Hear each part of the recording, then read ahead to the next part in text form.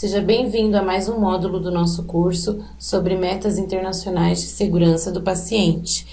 Neste módulo, o tema proposto, que é a nossa meta 7, que é sobre o uso seguro de hemocomponentes. Portanto, nós já começamos a falar o que é uma hemoterapia.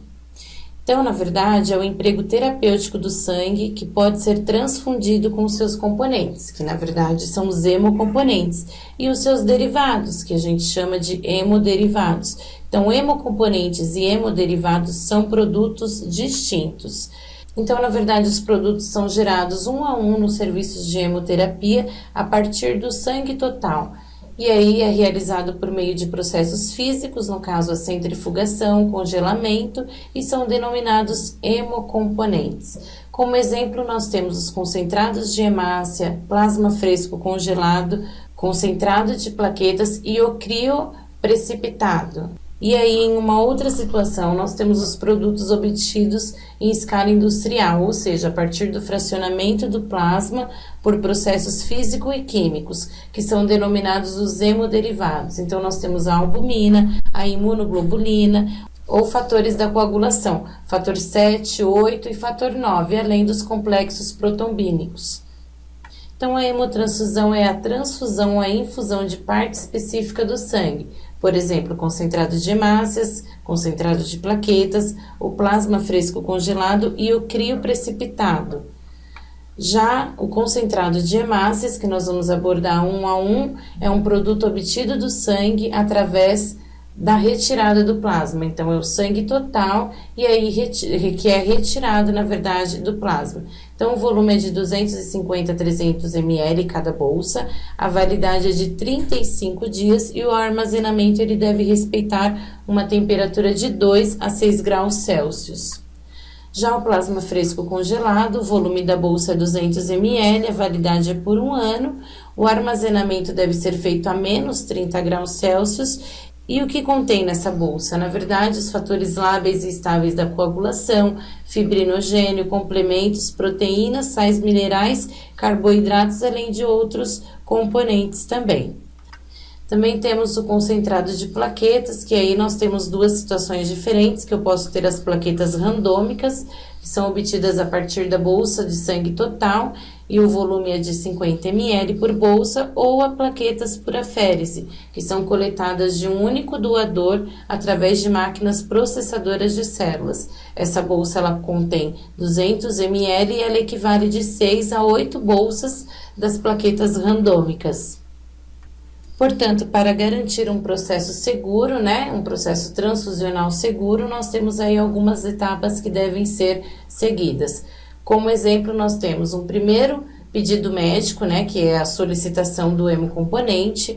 Na sequência vem a tipagem sanguínea, que é coletada as amostras por dupla checagem, o recebimento do hemocomponente, a instalação do hemocomponente, a transfusão, o tempo de instalação do hemocomponente, a pós-transfusão, as condutas gerais que são realizadas quando há uma situação de reação adversa e, por fim, a anotação de enfermagem.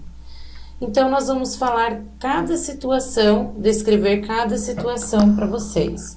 Então, quando nós falamos de coleta de amostras para transfusão sanguínea, primeira coisa, nós precisamos conferir a prescrição médica com a solicitação do exame, ou a transfusão sanguínea, ou seja, a prescrição médica realmente vai de encontro com a solicitação. Nós vamos separar os materiais necessários para coleta em bandeja exclusiva, bandeja higienizada, de forma asséptica. Nós vamos até o leito desse paciente só com o material que, no caso, é necessário para esse tipo de procedimento. Vamos conferir a solicitação, o pedido médico com a pulseira do paciente, validar o nome verbalmente, isso quando possível. Lembrando que 3 situações devem conter nas nossas pulseiras de identificações, que é o nome completo do paciente, o atendimento desse paciente e a data de nascimento. Lembrando que também é importante que o paciente confirme e não que nós falemos o nome a ele para que ele possa confirmar, mas sim o próprio paciente falar o nome dele por completo. nós vamos anotar os dados conferidos: nome completo sem abreviação, o quarto, o leito, o setor, o número do prontuário, a data, a hora da coleta e o nome do responsável pelo procedimento. E isso nós colocamos na etiqueta de identificação dos tubos, né? Que são realizados ali essa identificação à beira-leito imediatamente antes da coleta. Nós vamos etiquetar o tubo beira-leito, então após feito toda a identificação, nós colocamos essa etiqueta no tubo e vamos realizar a coleta. A dupla checagem é algo que o profissional que fez a coleta deve estar acompanhado por um colega de trabalho. Os dois, juntos ao paciente, vão confirmar os dados do paciente e vão realizar essa identificação. Ou seja, isso garante que os erros sejam minimizados, né? E que eu tenha aí um segundo profissional para que possa auxiliar para que este erro não aconteça. Vamos reunir todo o material e a documentação e encaminhar para a agência transfusional em recipiente adequado. Lembrando que a enfermagem realiza o preenchimento e no verso da solicitação deve constar o seguinte dado: a checagem do profissional que realmente esteve ali presente durante a coleta. Então, nós temos aí um tempo estimado para a entrega dessas amostras para o banco de sangue, até para que possa garantir que um exame, né, para ver a tipagem sanguínea, enfim, seja feita de forma adequada. Então, quando é considerado uma hemotransfusão de extrema urgência, eu tenho que coletar essas amostras e encaminhar imediatamente. Quando é urgência, eu tenho aí um prazo de até 30 minutos. E quando é programada, até 12 horas antes do procedimento, em até 60 minutos. Ou seja, para que o banco de sangue tenha aí um tempo estimado também para que possa preparar esse sangue ou esse hemodderivado, enfim, para encaminhar ao paciente. Nós temos os tubos para coleta, o tubo roxo, né? Para o adulto eu colho um tubo de 4 ml, esse tubo ele tem EDTA, e também para o adulto eu tenho o tubo amarelo, que aí eu tenho um tubo com 8 ml, né, de sangue coletado e contendo um gel separador, que é o conhecido tubo seco. E para melhorar todo esse processo de coleta, existe um fluxo de solicitação e instalação desses hemocomponentes. Então, existe um passo a passo que deve ser feito, né, para que eu garanta aí a segurança do paciente em todo esse processo. Então, após a solicitação médica, a enfermagem ela tem que consultar a validade da amostra anterior, ou seja, se o paciente já teve uma coleta anterior, e essa coleta ela tem que estar registrada em caderno como forma de protocolo, né, de entrega dessa amostra, e essa amostra ela tem um prazo de validade de até 48 horas no banco de sangue. Se tiver essa amostra, a enfermagem encaminha apenas a solicitação de requisição, né? E isso deve estar protocolado no caderno padronizado para cada setor. Agora, se não tiver essa amostra, né, a enfermagem ela vai colher uma nova amostra através da dupla checagem, como nós já mencionamos anteriormente, e após a coleta deve ser encaminhada a amostra junto com a solicitação de requisição de transfusão, que já vai estar protocolada no caderno padronizado e que tem que conter a assinatura do recebimento por algum colaborador da agência transfusional. Quando a agência transfusional vai trazer a bolsa, né, no caso, vai entregar essa bolsa que foi solicitada pela equipe médica, a enfermagem ela tem que conferir a prescrição médica com o cartão receptor, que no caso fica fixado na bolsa, e o cartão de inspeção final do hemocomponente. Depois de realizada a conferência, a enfermagem vai assinar no verso da solicitação de hemotransfusão e o cartão de inspeção para confirmação do recebimento e colocar o horário deste recebimento. A agência transfusional vai grampear o cartão de inspeção final na prescrição e a enfermagem vai verificar os sinais vitais, que no caso é o pulso, a PA, a temperatura e a frequência respiratória, imediatamente antes da instalação. Se não houver nenhuma alteração, a enfermagem vai instalar a bolsa de hemocomponente de acordo com o protocolo institucional. Vai manter o cartão do receptor anexado à bolsa até o final da infusão desse hemocomponente. E a enfermagem deverá acompanhar os primeiros 15 minutos de infusão, observando se o paciente vai apresentar algum sinal de reação transfusional.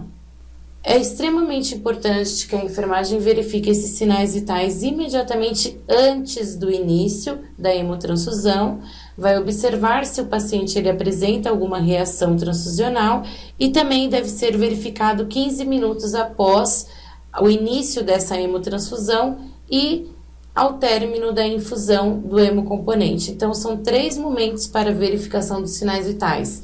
Antes, da instalação, 15 minutos após a instalação e ao término da infusão do hemocomponente. Então, nós temos aí algumas informações importantes, para que você possa aí no seu dia a dia conseguir prestar uma assistência de qualidade para o paciente, uma assistência com segurança, que na verdade é o nosso foco, inclusive deste nosso curso, para que o paciente ele tenha segurança no procedimento e que você, quanto profissional, também tenha segurança. Então, nós temos que anotar no cartão de inspeção final e no cartão do receptor o nome do responsável pela instalação, com a data, a hora do início e do término da infusão. Vai realizar a anotação de enfermagem dos sinais vitais, nos horários estabelecidos, conforme eu já orientei, o número da bolsa, o horário de início e término da infusão e as reações transfusionais, no caso, se houver. O enfermeiro, ele deverá ter na presença de reação transfusional, ele tem que notificar no sistema estratégico. Então, existe uma notificação aí que é feita quando o paciente apresenta alguma alteração. E tem que manter o cartão de inspeção final anexado à prescrição médica. E o cartão de receptor fica aí, no caso, no prontuário. Por quê? Toda essa situação de cartão de inspeção, do cartão, do receptor, na verdade, para garantir que haja uma rastreabilidade aí da bolsa que o paciente recebeu, do número, tipo sanguíneo, para se ter aí um histórico dessa hemotransfusão. E aí nós temos um exemplo dessa etiqueta do receptor, que na verdade é preenchida pela enfermagem, ou seja, onde está sinalizado como responsável, nós temos o nome do responsável pela instalação, a data da instalação, o horário de início, da instalação e o término da instalação. Então, nós temos aí nessa etiqueta todos os campos que devem ser preenchidos pela enfermagem. E nós temos os campos também da outra etiqueta, que é a etiqueta, inspeção final, na verdade, que deve conter o nome do responsável pela instalação, a data, o início da infusão e o término da infusão. Na linha abaixo, onde consta o item em caso de entrega do hemocomponente, nós precisamos registrar o responsável pelo recebimento do hemocomponente no campo entregue para, com data e hora.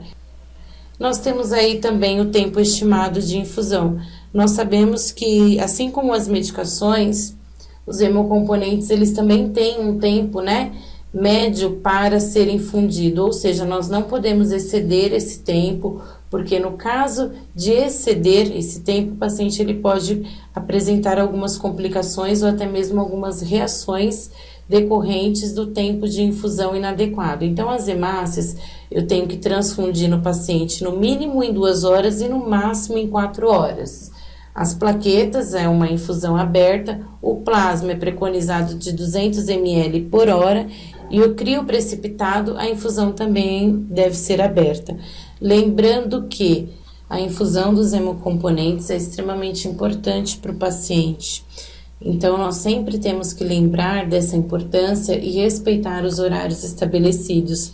Porque se isso é ultrapassado ou o paciente ele recebe um tempo inferior, ao indicado, eu posso ter aí, além de reações ao paciente, ou se exceder o tempo preconizado, eu ter que retirar essa bolsa do paciente, ou seja, é uma bolsa de sangue que está sendo perdida, O paciente ele não vai receber aquilo que ele necessita e, na verdade, eu tenho aí um desperdício de algo tão valioso para um paciente, para um processo transfusional.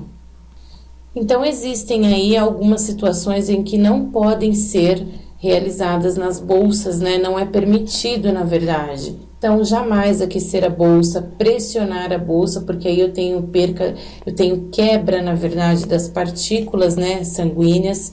Eu não posso acrescentar nada, nenhuma substância na bolsa, ou agitar essa bolsa. Deixar nunca de verificar os dados do paciente, da solicitação e hemocomponente para garantir a segurança no processo transfusional e, como já falamos, ultrapassar o tempo de infusão especificado. Alguns sinais e sintomas de reações transfusionais podem acontecer e nós devemos estar atentos para que algumas ações sejam tomadas também. Então, se o paciente ele apresenta febre com ou sem calafrios, nós vamos avaliar se essa temperatura ela elevou 1 grau Celsius, né, a mais do tempo. Vamos pensar que foram verificados os sinais vitais, ele estava com uma temperatura e após o início, né, da transfusão sanguínea, ele apresentou elevação de 1 grau Celsius. Então, pode sim estar associada à hemotransfusão, né? No caso, a transfusão. Se o paciente apresentar calafrios com ou sem febre, dor no local da infusão torácica ou abdominal, e aí a importância de verificar esse acesso do paciente antes, inclusive, do início da transfusão sanguínea, alterações agudas na pressão arterial, tanto hipertensão como hipotensão, e alterações respiratórias, por exemplo, tosse, dispneia, cianose, taquipneia, hipóxia e sibilos. Além das taquicardias e arritmias, também que o paciente é considerado um sinal e sintoma importante, e as alterações cutâneas, o paciente ele pode ter prurido, urticária, edema localizado ou generalizado. Além das náuseas com ou sem vômitos. Tudo isso são considerados reações adversas. E na vigilância disso, né, se ocorrer alguma dessas situações, o que nós devemos fazer, né? Então, nós interrompemos imediatamente a transfusão, retiramos a bolsa, mas nós não desprezamos essa bolsa, né? Nós vamos manter um acesso venoso pérvio com infusão de soro fisiológico 0,9%. Vamos acionar o médico e o enfermeiro responsável para que as medidas cabíveis sejam tomadas. Vamos colher uma nova amostra para tipagem sanguínea e existe também um impresso, né, característicos para os pacientes que apresentam reações transfusionais e vamos encaminhar para a agência transfusional junto com a bolsa de hemocomponente com a amostra já colhida, respeitando, é claro, também a dupla checagem. Para finalizar, nós temos um exemplo de anotação de enfermagem, né? Como isso deve ser feito quando estamos falando sobre um processo de transfusão sanguínea. Então, um exemplo: 6 horas verificados sinais vitais, PA 120/80, pulso 75, respiração 17, temperatura de 36,1. Foi salinizado o acesso venoso periférico em fossa cubital direita e instalado a primeira unidade de concentrado de hemácias, bolsa número 94125-2. Às 6h15, verificados sinais vitais, PA 12/8, pulso 79, respiração 16, temperatura de 36 graus. 8 horas, término da infusão de concentrado de hemácias, sem intercorrência. Salinizado acesso venoso periférico, verificados sinais vitais. PA 120/80, pulso 73, respiração de 17 e temperatura de 36,2.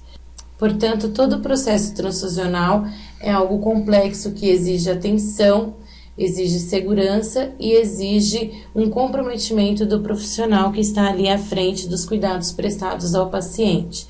Nós sabemos que toda a parte de hemotransfusão é uma parte que requer aí um cuidado maior, até porque nós estamos falando de algo complexo e nós sabemos também que uma falha nesse processo pode acarretar um dano irreversível ao paciente. Este tema é considerado um tema bem complexo, onde envolve várias etapas, né? E por isso a importância de seguir as etapas que são orientadas para nós garantirmos um processo seguro, né, um processo de qualidade visando o bem-estar do paciente. Esperamos ter auxiliado na sua prática diária para melhorar a assistência e garantir segurança aos nossos pacientes. Obrigada.